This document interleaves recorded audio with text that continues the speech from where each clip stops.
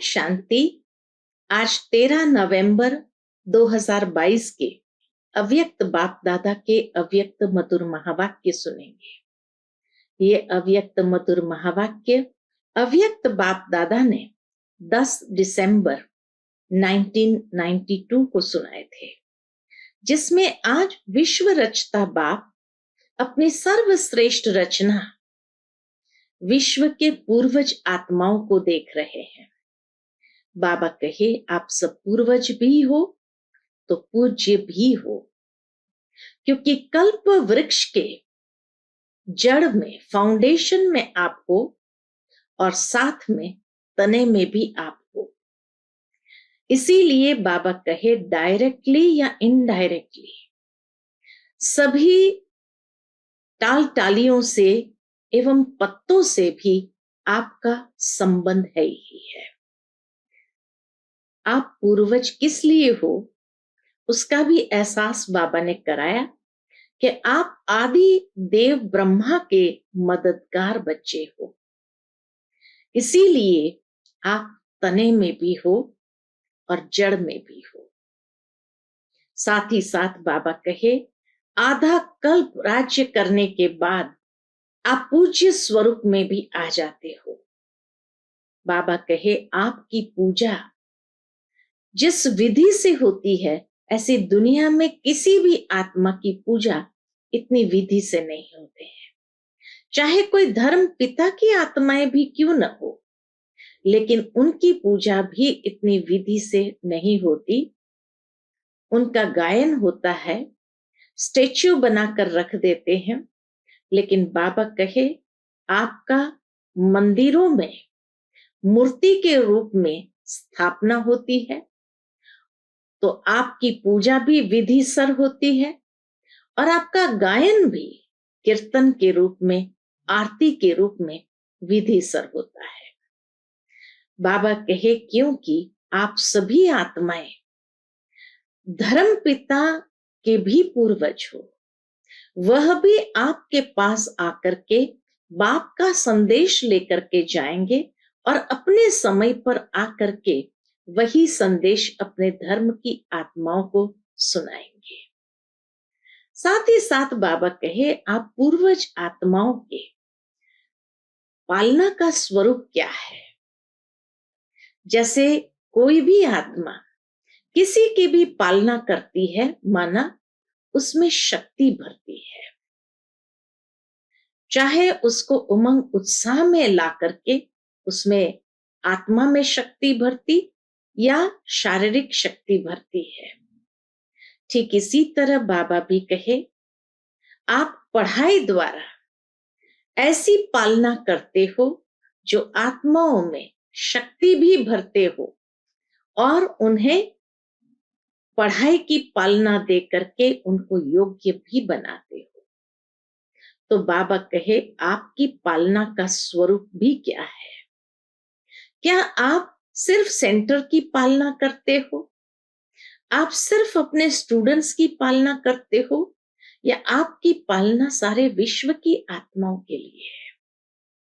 उन्हीं दिनों में अयोध्या का काफी हलचल, अयोध्या का जो कांड हुआ था उसमें अनेक आत्माओं ने शरीर छोड़ा था। तो बाबा उसी बात को लेकर कहते हैं, दुनिया में अभी हलचल समय प्रति समय बढ़ती जाएंगी। तो खाली समाचार सुन लिया और बाबा कहे, आप अपनी याद में और सेवा में लग गए, या विशेष उन आत्माओं को भी आप पूर्वज बन करके शक्ति भरने का, मनसा सेवा करने का कार्य भी किया। बाबा कहे, जब भी आप ऐसी आत्माओं को देखते हो तो हे पूर्वज आत्मा, क्या आपको ये महसूस होता है कि ये हमारी ही ग्रेट ग्रेट ग्रैंडफादर ब्रह्मा बाबा के वंशावली है। तो बाबा कहे, अगर ब्रह्मा बाप की वंशावली है तो आप भी मास्टर ग्रेट ग्रेट ग्रैंडफादर हुए ना। इसीलिए भी आपको उन आत्माओं की विशेष पूर्वज बनकर के पालना करनी है। उनमें हिम्मत और साहस भरना है, शांति की शक्ति, सहन शक्ति और हिम्मत उन्हें प्रदान करनी है और उन्हें योग्य बनाना है। तो बाबा कहे, आप पूर्वज आत्माओं की सेवा का ये विशेष कार्य अब समय प्रति समय बढ़ने वाला है, क्योंकि दुनिया में हलचल बढ़ती जाएगी।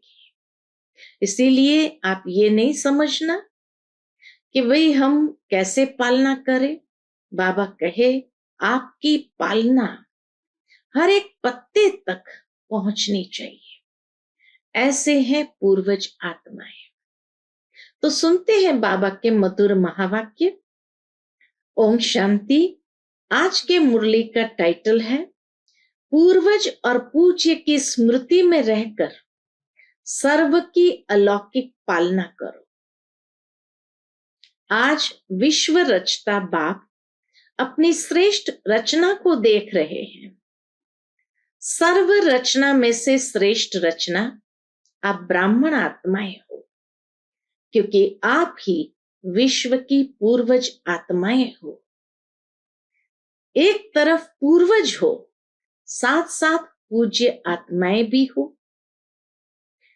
इस कल्प वृक्ष के फाउंडेशन अर्थात जड़ आप ब्राह्मण आत्माएं हो।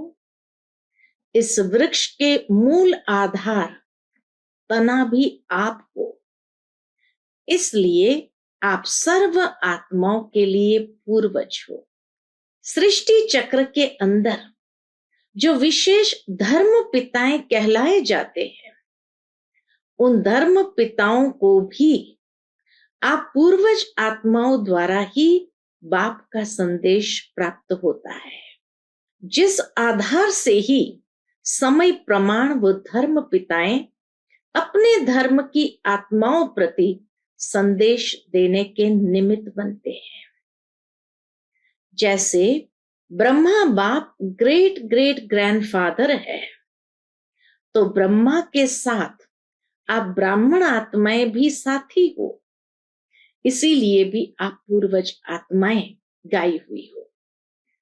पूर्वज आत्माओं का डायरेक्ट चाहे इनडायरेक्ट सर्व आत्माओं से कनेक्शन है। जैसे वृक्ष की सर्व टालियों का संबंध जड़ से व तने से जरूर होता है। चाहे किसी भी धर्म की छोटी व बड़ी टालियां हो, लेकिन संबंध स्वतः ही होता है। तो पूर्वज हुए ना। आधा कल्प राज्य अधिकारी बनने के बाद फिर पूज्य आत्माएं बनते हो। पूज्य बनने में भी आप आत्माओं जैसी पूजा और किसी भी धर्म की आत्माओं की नहीं होती। जैसे आप पूज्य आत्माओं की विधि पूर्वक पूजा होती है, ऐसे कोई धर्म पिता की भी पूजा नहीं होती। बाप के कार्य में जो आप ब्राह्मण साथी बनते हो, उन्हों की भी देवता व देवी के रूप में विधि पूर्वक पूजा होती है। और कोई भी धर्म पिता के साथी धर्म की पालना करने वाली आत्माओं की विधि पूर्वक पूजा नहीं होती।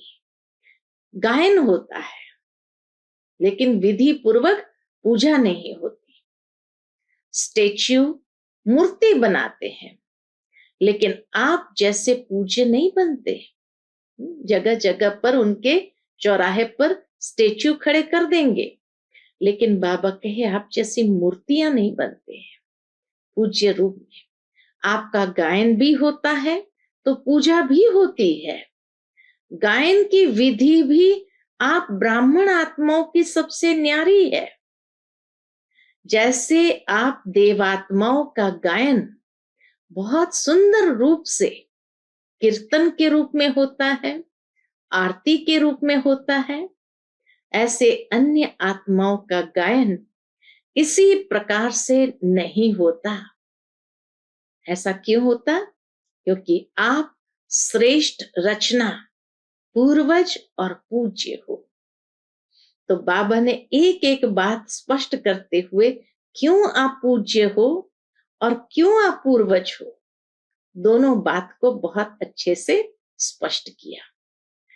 आदि आत्माएं, आप ब्राह्मण आत्माएं हो, क्योंकि आदि देव ब्रह्मा के सहयोगी श्रेष्ठ कार्य के निमित्त बने हो।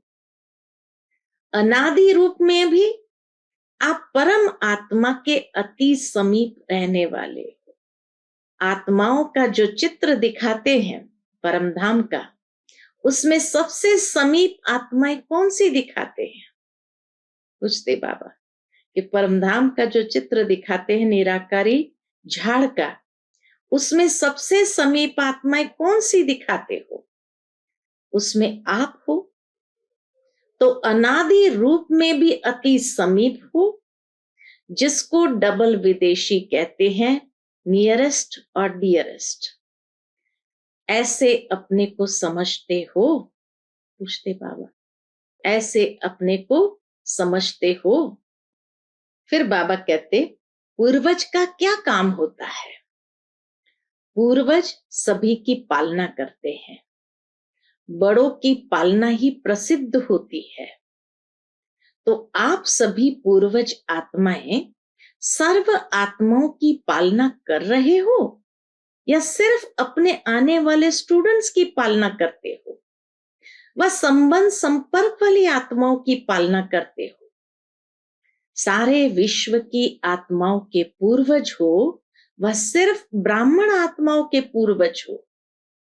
जो जड़ व तना होता है वह सारे वृक्ष के लिए होता है, वह सिर्फ अपने तना के लिए ही होता है।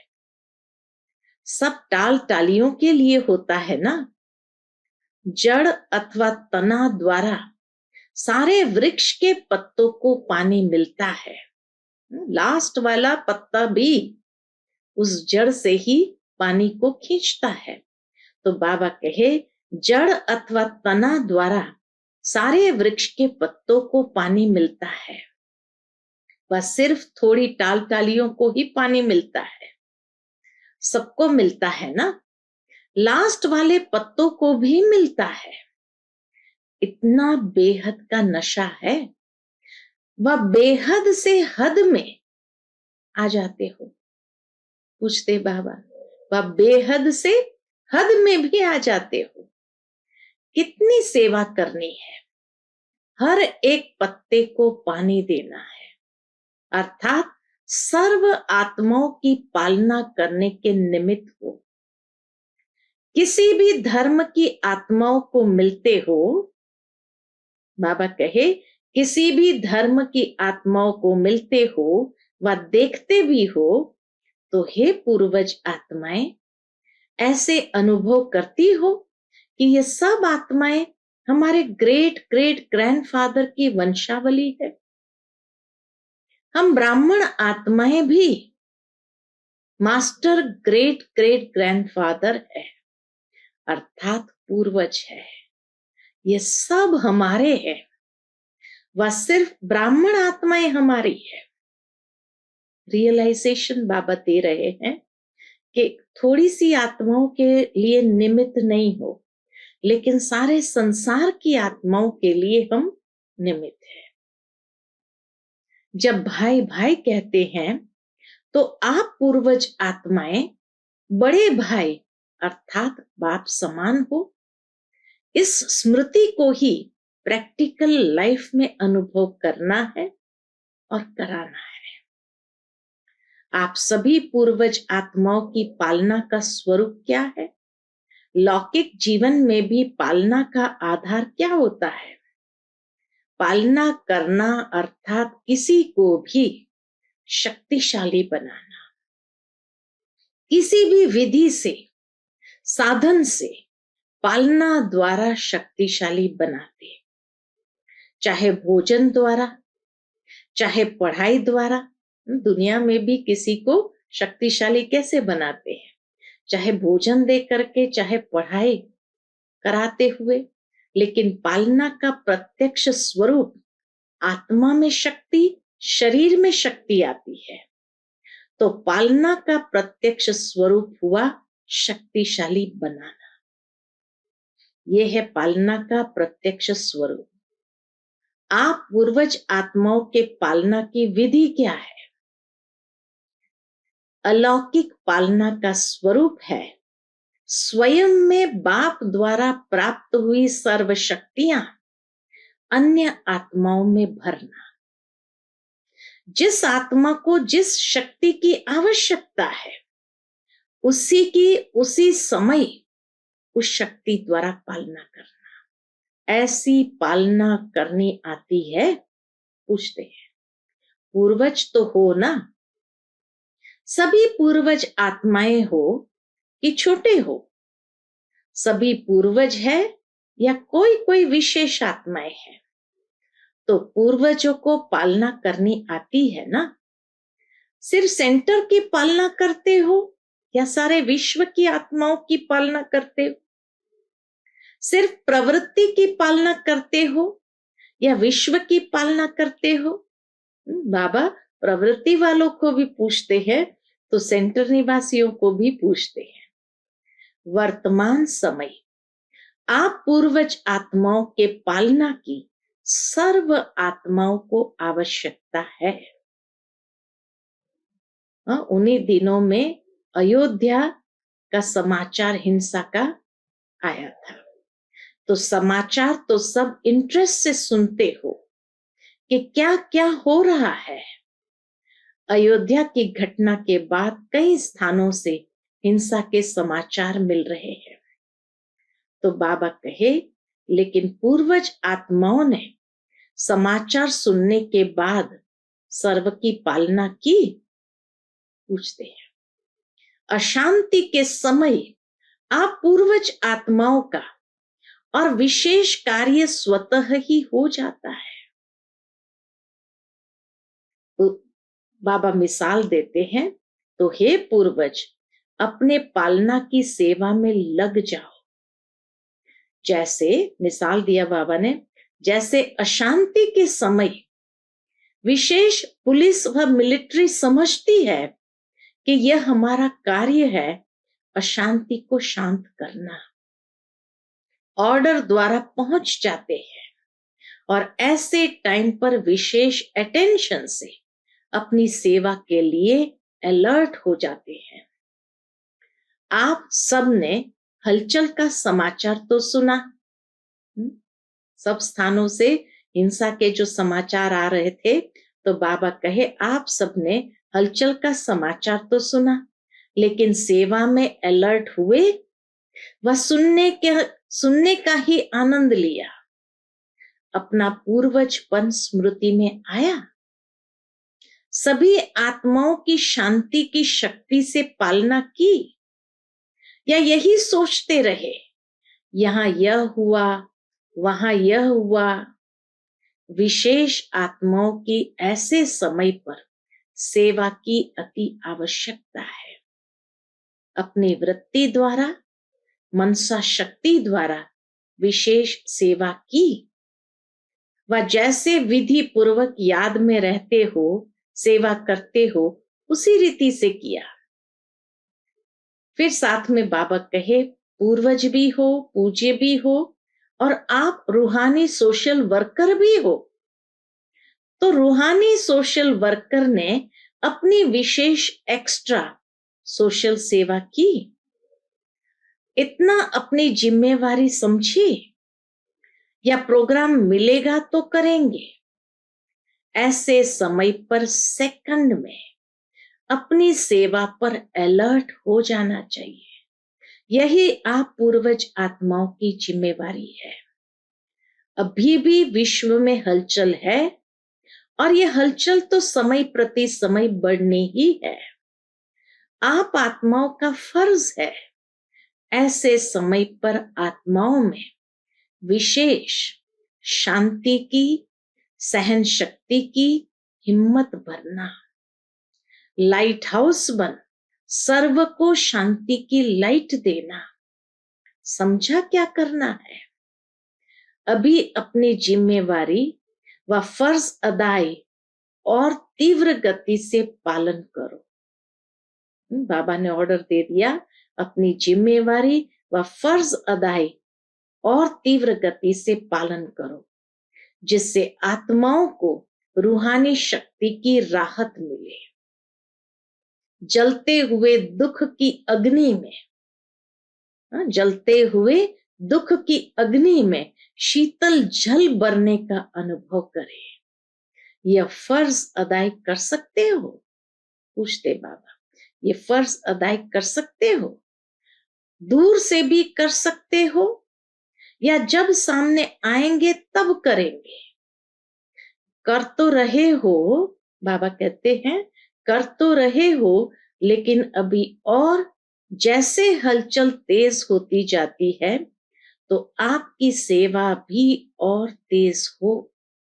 समझा पूर्वजों की पालना क्या है? ऐसे नहीं कि पूर्वज है लेकिन पालना नहीं कर सकते।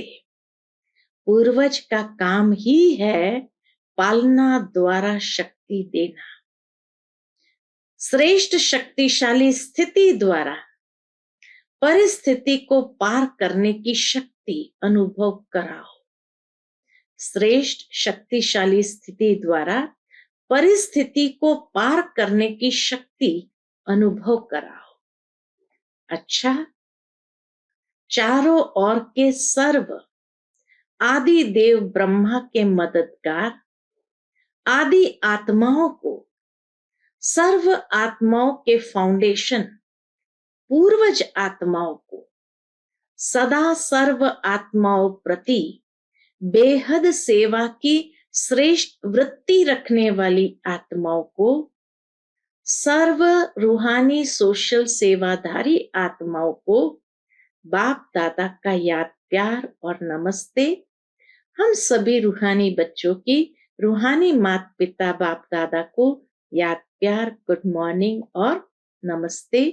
नमस्ते, शुक्रिया बाबा, शुक्रिया। फिर बाप दादा की मुलाकात दादियों से है तो बाबा कहे, वर्तमान समय अशांत आत्माओं को शांति देना यही सभी का विशेष कार्य है। रहमदिल बाप के बच्चों को सर्व आत्माओं के प्रति रहम आता है ना। रहमदिल क्या करता है? रहम का अर्थ ही है किसी भी प्रकार की हिम्मत देना, निर्बल आत्माओं को बल देना। तो आत्माओं के दुख का संकल्प तो मास्टर सुखदाता आत्माओं के पास पहुंचता ही है। जैसे वहां दुख की लहर है, ऐसे ही विशेष आत्माओं में सेवा की विशेष लहर चले। देना है, कुछ करना है। क्या किया?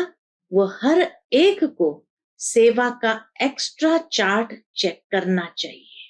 जैसे साधारण सेवा चलती है वो तो चलती ही है, लेकिन वर्तमान समय वायुमंडल द्वारा वृत्ति द्वारा सेवा का विशेष अटेंशन रखो। इसी से स्व की स्थिति भी स्वतः ही शक्तिशाली हो जाएगी। ऐसी लहर फैलाई है, विश्व के राजे बनते हैं तो सर्व आत्माओं के प्रति लहर होनी है ना। वंचित कोई आत्मा न रह जाए, चाहे अन्य धर्म की आत्माएं हो, लेकिन है तो अपनी वंशावली। चाहे कोई भी धर्म की आत्माएं हैं, लेकिन जड़ तो एक ही है। ये लहर है? तो दादी ने कहा नहीं है। तो बाबा कहे अटेंशन प्लीज। फिर अव्यक्त बाप दादा की पर्सनल मुलाकात है। व्यर्थ के प्रभाव में आने वाले नहीं, अपना श्रेष्ठ प्रभाव डालने वाले बनो। सदा अपने को पुरुषार्थ में आगे बढ़ने वाली आत्मा हूं, ऐसे अनुभव करते हो। पुरुषार्थ में कभी भी, कभी ठहरती कला कभी उतरती कला ऐसे नहीं होना चाहिए। कभी बहुत अच्छा, कभी थोड़ा अच्छा, ऐसा नहीं। सदा बहुत अच्छा, क्योंकि समय कम है और संपूर्ण बनने की मंजिल श्रेष्ठ है। तो अपने भी पुरुषार्थ की गति तीव्र करनी पड़े। बाबा कहे अपने भी पुरुषार्थ की गति तीव्र करनी पड़े। पुरुषार्थ के तीव्र गति की निशानी है कि वह सदा डबल लाइट होगा, किसी भी प्रकार का बोझ नहीं अनुभव करेगा। चाहे प्रकृति द्वारा कोई परिस्थिति आए, चाहे व्यक्तियों द्वारा कोई परिस्थिति आए, लेकिन हर परिस्थिति स्वस्थिति के आगे कुछ भी अनुभव नहीं होगी। स्वस्थिति की शक्ति परिस्थिति से बहुत ऊंची है। स्वस्थिति की शक्ति परिस्थिति से बहुत ऊंची है। क्यों? यह स्व है, वह पर है। अपनी शक्ति भूल जाते हो तब ही परिस्थिति बड़ी लगती है। सदा डबल लाइट का अर्थ ही है कि लाइट अर्थात ऊंचे रहने वाले। हल्का सदा ऊंचा जाता है, बोझ वाला सदा नीचे जाता है। आधा कल्प तो नीचे ही आते रहे ना, लेकिन अभी समय है ऊंचा जाने का। तो क्या करना है? सदा ऊपर। शरीर में भी देखो तो आत्मा का निवास स्थान ऊपर है, ऊंचा है।